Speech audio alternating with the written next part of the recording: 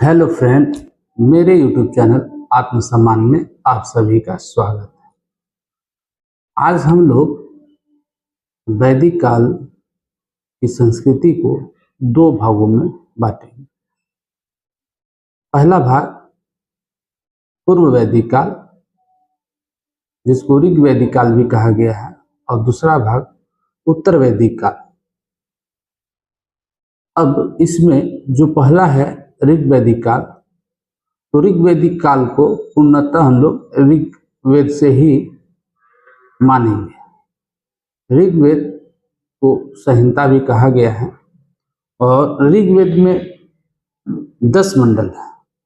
इस 10 मंडल में 2 से लेकर 7वां मंडल प्राचीन मंडल माना गया है और पहला आखिरी मंडल बेहद ही बाद में उसको जोड़ा गया है।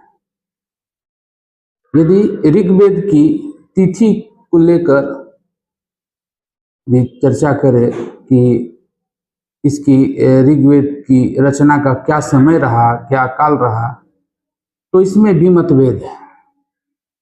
मैक्स मुलर का मानना है कि 1200 ईसा पूर्व से लेकर 1000 ईसा पूर्व के बीच में जो है ऋग्वेद की रचना हुई। और वहीं पर पंडित बाल गंगाधर तिलक का मानना है कि ऋग्वेद के कुछ अंश, जो पहले प्रारंभिक अंश हैं, उसको 6000 ईसा पूर्व में लिखा गया है। वहीं पर विंटरनित्ज का मानना है कि इसका समय काल 2500 ईसा पूर्व से लेकर 2000 ईसा पूर्व तक रहा। लेकिन विभिन्न तरह के मतों को जानने के बाद से इस निष्कर्ष पर और इस मत पर लोग पहुंचे हैं कि 1500 ईसा पूर्व से लेकर 1000 ईसा पूर्व तक के समय को ऋग्वेदिक कालीन समय कहा गया है। भौगोलिक दृष्टिकोण से यदि देखें तो ऋग्वेदिक कालीन का जो समय, जो भौगोलिक परिस्थितियां रही हैं उस समय, तो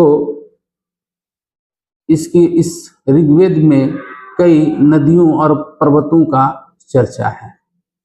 पर्वतों की यदि बात करें तो पर्वतों में हिमालय का चर्चा है, और नदियों की यदि बात करें तो नदी में कुंभा नदी, वहीं पर उसके और आगे कुर्मू नदी, फिर और आगे यदि हम लोग देखेंगे तो 2-3 नदियां और मिलती हैं।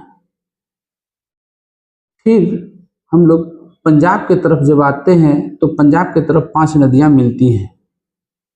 पहला सिंधु, दूसरा झेलम, जिसको वितस्ता भी बोला गया है, फिर रावी, उसके बाद से चेनाब, फिर ब्यास, जिसे बिपाशा भी बोला गया है।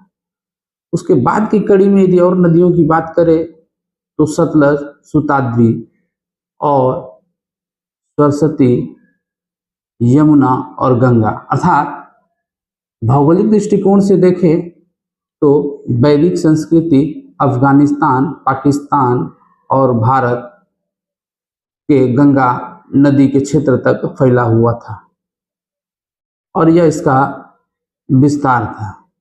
और कहते भी हैं कि ये लोग सप्त सिंधु में आके बसे थे, जो वर्तमान समय में पंजाब और हरियाणा के आसपास का क्षेत्र है।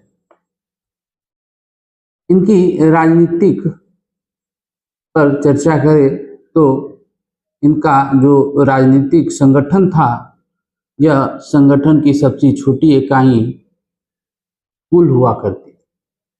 कुल अर्थात परिवार, और परिवार का जो स्वामी होता था वह कुलपति कहलाता था। कुल से यदि बड़े बोले तो ग्राम होता था, और इस ग्राम का जो स्वामी होता था, ग्रामीण होता था। इनका कार्य था सैनिक या सुरक्षा प्रदान करना। गांव में ऊंचे ऊंचे टीले होते थे और कहीं कहीं पे दुर्ग भी देखने को मिला है। कई ग्राम को मिलाकर 20 बनता था और और इस विष के स्वामी को विषपति कहा जाता था। और इसी तरह से कई विषों के समूह को मिलाकर जन बनता था और जन के स्वामी को जनपति या राजा भी कहा जाता था और राज्य या देश कहने से राष्ट्र संबोधित होता था और राष्ट्र का सम्राट, राष्ट्र का स्वामी सम्राट कहलाता था। इस तरह से इनका जो राजनीतिक जीवन था इस चरणों